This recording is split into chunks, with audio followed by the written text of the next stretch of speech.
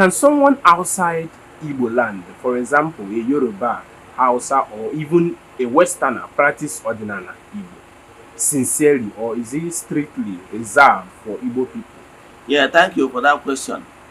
Nke mbụ na Ikechukwu juru mba niile, and Ikechukwu bụ ofu. Spirituality is one. That is why ị ga-afụ onye nọ na Nigeria ọ na-practice or belong to so many temples all over the world. Yes. Enwere ndị bụ ndị Igbo mana ha bụ an adherent to so many religious sects and groups all over the world ma ya chịkpawa ha. Ịghọtara ya? So ndị a niile belong to so many religious sects. Ihe dị mkpa bụ na ha emegidere chi nke ala be ha. Mmadụ na-enwe dual, etu esi bịa na Nigeria na-enwe dual citizenship. Onwe onye na Nigeria mana ọkwa American citizen. Yes. Etu aka esi wee nwee dual. O nwere ndị enwe ha na-akpọ bilocation. O nwere ndị nwere gift of bilocation. They can be at two different places at the same time. So all the possible na mmadụ ga-anọ na they connected to anabenne ya.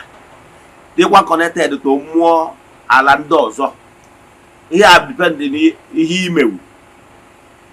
So ihe na-ekwu bụ na onye abụ onye bụ onye Igbo, etu a mbụ onye Igbo, I can pray for any other person, human being here on earth, kwubi okwu n'isi ọbịa na mmezu n'ike Chukwu. So etu a ka ọ dị n'okpere niile dị n'elu ụwa. As long as na onye a kwenyere na dịka onye nchụaja and the higher priest, that I will intercede on his behalf ọbịa na mmezu. Once o kwenyere na okwukwe ya na ike Chukwu oge pụrụ ime ihe niile, nkwubi okwu n'isi ya ọ ga-adị ile n'ike Chukwu, maka na ọ n'ike Chukwu ka ihe niile na-eme. So onye agbata na onye tribe ọbụla nwere ike igosi onye ọbụla. Enwere ndị Igbo bụ ndị akpọrọ ọlụ, mana ndị Yoruba na-abịa na ụlọ ụka ha na-agosikwa ha na-enwetakwa testimonies. So mgbe akọrọ akụkọ gbasara onye eze onye amị ahụ adịrọ wee jee na river Bethsaida wee jee saa ahụ, ọkwa gwọrọ ya mana ọ bụrụ onye Juu.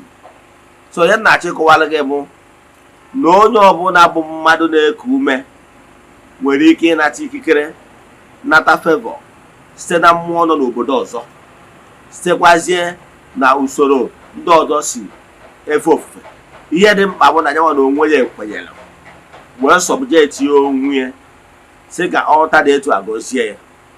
Once you are convinced na onye akwụbiere gị okwu na ọ ga-adịrị gị ile, your race or tribe does not count again.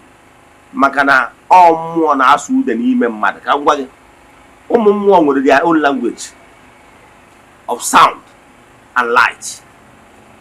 So anyị bụ mmadụ all because of our earthly divisions, languages anyị nwere, ka anyị ji wee na-ekwu okwu, ka anyị wee ike na communicate between our own people. That does not mean na mmụọ Chukwu nọ n'ime anyị abụrụ ofu. Mmụọ Chukwu na-anụ language nọ n'ụwa, maka na language bụ so creation of intellect. Ọ ya pụtara language a na-amụ ya, and the human being nwere ability to speak 7 languages.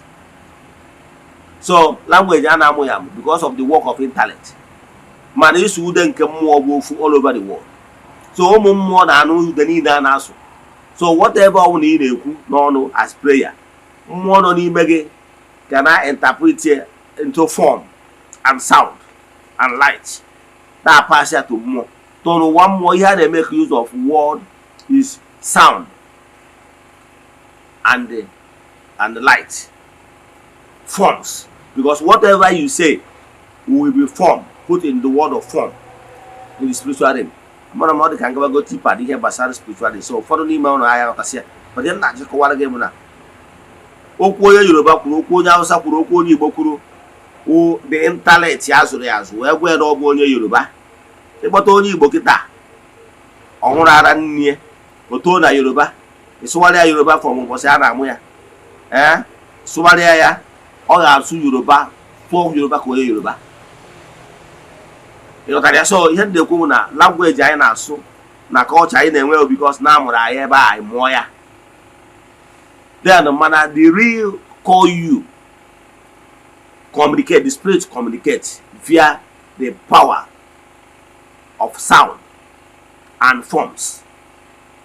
Achọrọ m ịgawa do deep maka na onwe ndị ka bụ na kindergarten level, but ya na-achị kọwa bụ na issue of language and culture abụrụ a barrier na spiritual radiation na-etu ihe si eme na mmụọ and vibration. So a higher priest here nwere ike ikwubi okwu n'isi onye ọbụla bụ mmadụ na-ekwu ime n'ụwa ọbịa na mmezu. Thank you. Viewers all over the world, we have come to an end on today's edition of Philosophy and Life. If you have any question based on today's teaching, you can drop it on the comment section or DM Ogbuefi Ezeana with the WhatsApp number showing on your screen. For more inquiries, deep consultation, Alpha, you can as well DM him with that same number. Ogbuefi, it's nice having you here today. Thank you, Mr. Moderator. Thanks for your time. Before we go, any advice for our viewers? Viewers all over the world, keep following me, an ancient high priest. We will keep on guiding you step by step so that you will discover the real you and awaken spiritually so that you will be able to activate that inner you. He will make an impact and he will move on from point A to point B. Thank you.